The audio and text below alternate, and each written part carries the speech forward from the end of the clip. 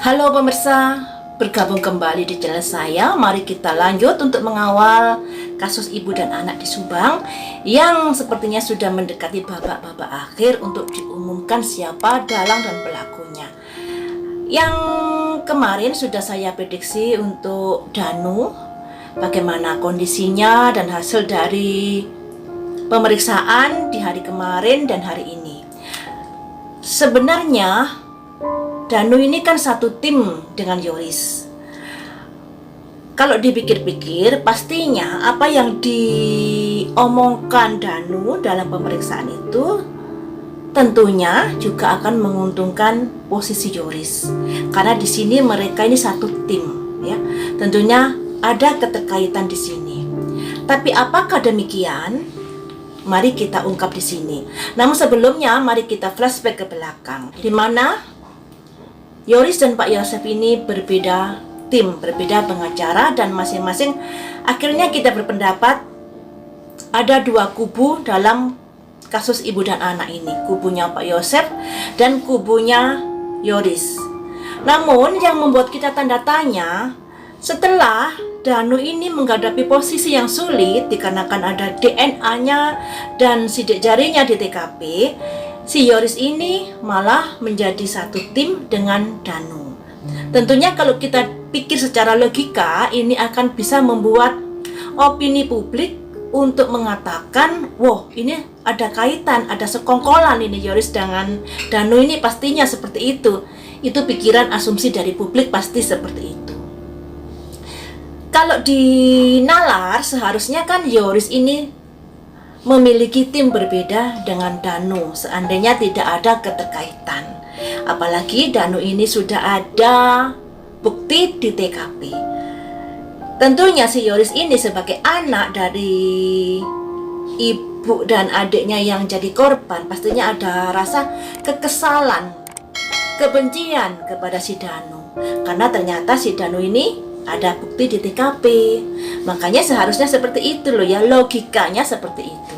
Tapi kenyataannya Yoris dan Danu menjadi satu tim.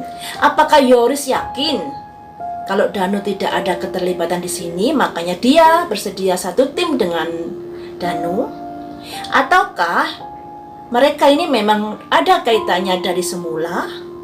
Ataukah memang mereka berdua ini tidak ada kaitannya dengan peristiwa ibu dan anak ini? Makanya mereka bersatu. Mari kita ungkap di sini. Tapi yang saya lihat di sini nanti, si Danu ini kan sedang dalam pemeriksaan kemarin dan hari ini. Apakah yang dikatakan Danu ini akan membuat posisi Yoris lebih aman daripada sebelumnya? Karena mereka satu tim, otomatis kan ada saling melindungi dan menutupi. Apakah malah sebaliknya? Mari kita ungkap di sini ya. Jadi yang saya lihat, posisi Yoris saat ini setelah ada pemeriksaan pada Danu di kepolisian.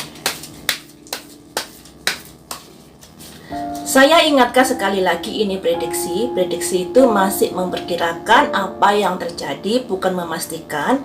Jadi kalian boleh percaya, boleh tidak. Andai percaya, kalian juga harus lebih bisa menalar dengan jernih. Jangan ditelan mentah-mentah setiap prediksi saya. Ini posisi Yoris saat ini setelah Danu menghadapi pemeriksaan. Hasilnya seperti apa? Lebih amankah atau sebaliknya? Ada simbol awan. Awan itu kondisi yang rapuh, jadi bisa berubah sewaktu-waktu. Perubahan ke arah manakah ini? Ada simbol vigilance, tidak aman, ya. Jadi posisi Yoris tidak aman. Selanjutnya ada simbol solitude. Solitude itu kesendirian. Jadi guys, untuk posisi Yoris setelah Danu diperiksa, posisinya masih kurang aman dan ada cenderung perubahan-perubahan yang bisa terjadi sewaktu-waktu pada Yoris. Apalagi di sini juga ada simbol solitude. Solitude itu kesendirian. Ya. kesendirian. Jadi bisa dikatakan posisi Yoris tidak aman walaupun yang ditanya-tanya adalah satu tim dengannya. Selanjutnya, bagaimanakah nasib Yoris ke depannya?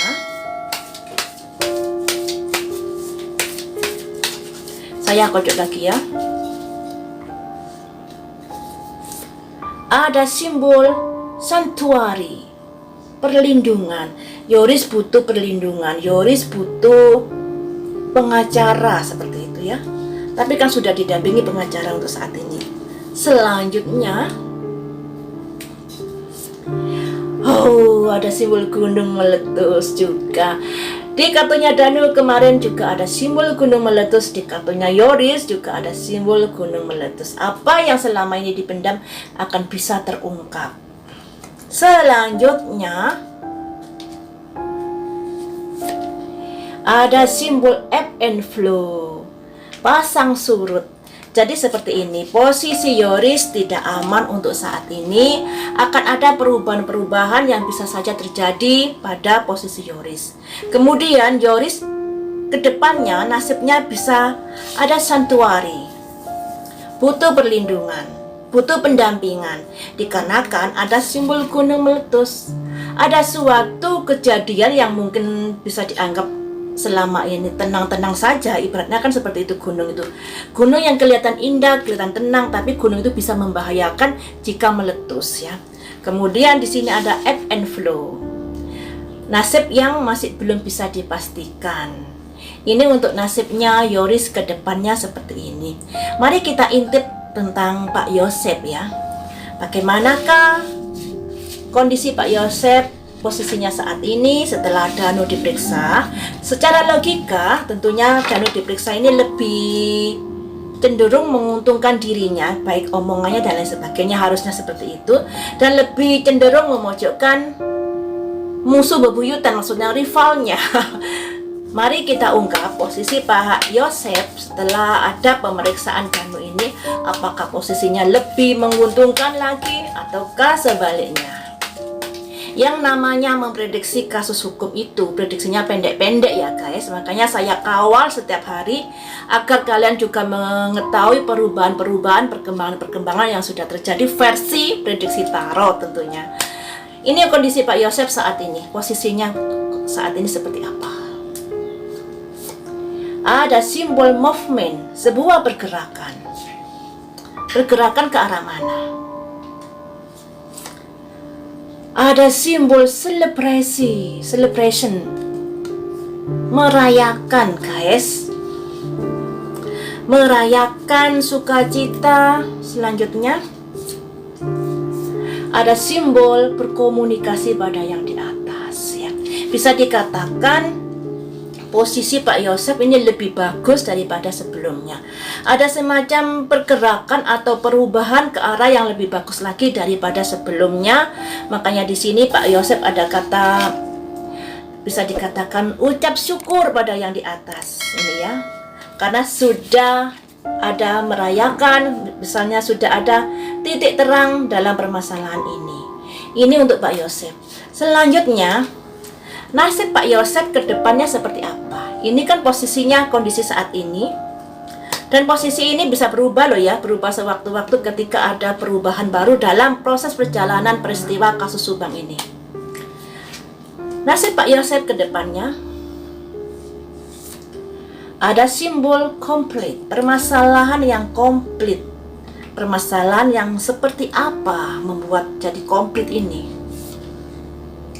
Ada simbol aktivasi, mengaktifkan. Selanjutnya ada simbol sinergi, keadaan yang bisa dikatakan sinergi itu gimana ya, seirama, harmonis seperti itu. Jadi bisa dikatakan permasalahan yang komplit yang telah dihadapi Pak Yosef ini pada akhirnya ada simbol aktivasi, sebuah kondisi yang berlaku atau berjalan yang pada akhirnya akan membuahkan sinergi, keselarasan. Jadi bisa dikatakan kondisi Pak Yosef ke depannya ini ada kondisi lebih bagus lagi daripada Yoris dan Danu. Tapi Pak Yosef ini ibaratnya memakan buah si malakama ya. Bisa dikatakan dia sudah kehilangan istri dan anaknya. Andai kata si Danu bersalah, terbukti bersalah, tentunya Pak Yosef ini juga sedih karena keponakannya juga melakukan seperti itu. Dan keponakannya ini otomatis akan menggigit Yoris karena bisa dikatakan ada keterkaitan di sini. Jadi buat Pak Yosef ini buah si malakama banget masalah ini. Andai kata dia terbukti bersalah, dia juga bisa masuk bui. Andai kata dia tidak terbukti bersalah, dia juga bisa kehilangan keponakan dan anaknya yang menderita karena mungkin mereka melakukan sesuatu. Tapi ini masih prediksi loh ya, karena saya terpaku pada dua kubu. Saya belum bisa melihat adanya kubu lain di sini. Yang disiarkan kan masih dua kubu, kubunya Pak Yosef dan kubunya Yoris. Jadi otomatis saya berpikiran ketika Pak Yosef ini tidak bersalah, dia juga akan merasa kesedihan dikarenakan Danu dan Yoris mungkin akan mengalami penderitaan hidupnya. Jadi buat Pak Yosef ini buah si malakama dalam permasalahan ini. Makanya di sini ada simbol masalah komplit. Andai dia bersalah, dia masuk penjara. Andai dia tidak bersalah, dia juga mengalami kesedihan. Istri dan anaknya sudah meninggal, dan Yoris dan Danu juga bisa mengalami kehidupan yang menderita. Jadi bisa dikatakan buah si malakama yang akan dihadapi Pak Yosef ini ke depannya. Jadi seperti itu ya teman-teman. Tapi saya ingatkan sekali lagi, ini prediksi itu masih bisa berubah sewaktu-waktu seiring proses perkembangan dari perjalanan kasus ibu dan anak ini. Namun harapan saya semoga segera diumumkan sehingga tidak sampai terjadi keriuhan di media massa. Ada yang dukung ini, ada yang dukung ini. Jadi agak seru ya. Baiklah, sampai di sini dulu. Lain waktu kita sambung lagi dengan prediksi berita viral yang lain.